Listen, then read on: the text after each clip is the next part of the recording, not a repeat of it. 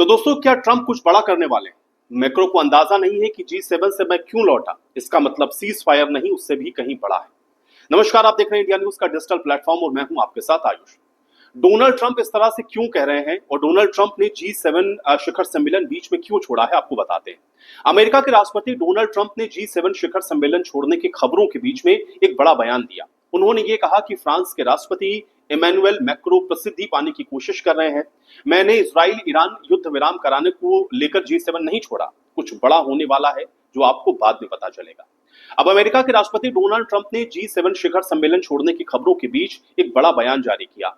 उन्होंने अपने media account पर एक पोस्ट लिखा और कहा कि फ्रांस के राष्ट्रपति इमैनुअल मैक्रो प्रसिद्धि पाने की कोशिश कर रहे हैं। उन्होंने गलत तरीके से यह कहा है कि मैं कनाडा में हो रहे G7 शिखर सम्मेलन से इजराइल और ईरान के बीच सीज फायर पर काम करने के लिए वॉशिंगटन डीसी लौट आया हूं, जो कि गलत है। उन्हें बिल्कुल भी यह अंदाजा नहीं है कि अब मैं वॉशिंगटन क्यों जा रहा हूं। इसका युद्ध विराम से कोई लेना देना नहीं है, बात उससे भी कहीं बड़ी है। अब चाहे जानबूझकर हो या गलती से, इमैनुअल मैक्रो हमेशा ही गलत समझते हैं। ये बात डोनाल्ड ट्रंप कह रहे हैं। तो क्या ईरान पर कुछ बड़ा हमला होने वाला है, ये भी समझते हैं। अब ट्रंप के इस बयान के कई बड़े मायने निकाले जा रहे हैं। अमेरिका की तैयारी और ट्रंप के बयानों से यह लग रहा है कि यूएस आर्मी ईरान पर एक बड़े हमले की तैयारी कर रही है। वजह साफ है, ईरान का परमाणु कार्यक्रम जारी रखना, जिसको लेकर अमेरिका लंबे समय से तेहरान को रोकने की कोशिश करता रहा। इसको लेकर के अमेरिका और ईरान लंबे समय से परमाणु वार्ता के दौर में रहे, मगर ईरान अपने परमाणु कार्यक्रम को लगातार जारी रखा।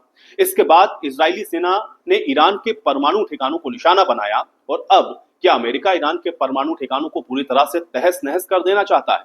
ट्रंप का संकेत तो फिलहाल इस ओर ही दिखता है। अब ईरान से इजराइल और अमेरिका का आखिर झगड़ा क्या है, इसको भी पहले समझिए। हाल के ही वर्षों में इजराइल और ईरान के बीच में तनाव लगातार आपने देखा कि बढ़ा है और इसका एक बड़ा कारण है इजराइल का हमला करना और इजराइल पर हमला करने वाले हिजबुल्लाह हूती आतंकी संगठन का ईरान का समर्थन करना। इतना ही नहीं, ईरान ने खुलकर इन आतंकी संगठनों को सपोर्ट किया।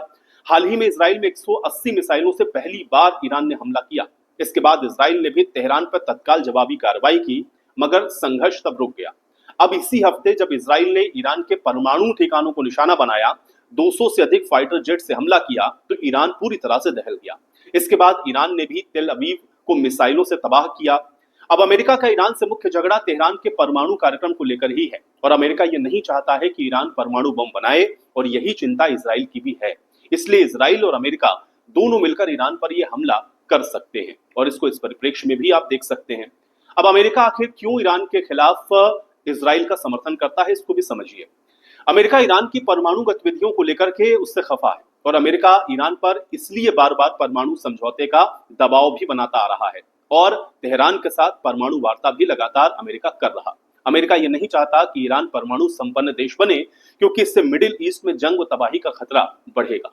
इसके अलावा अमेरिका और सीरिया और लेबनान में ईरानी गतिविधियों को लेकर के भी उससे खफा है। खासकर लेबनान में हिजबुल्लाह और फिलिस्तीन में हमास जैसे आतंकी संगठन को ईरान के सपोर्ट के चलते भी अमेरिका की नाराजगी है।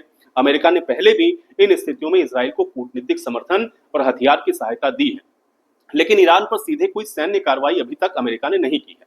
अब ट्रंप के बयान से यह लग रहा है कि अमेरिका ईरान के खिलाफ कोई बड़ा जवाबी कदम उठा सकता है। इसमें सीधे सैन्य कार्रवाई की आशंका और ज्यादा है।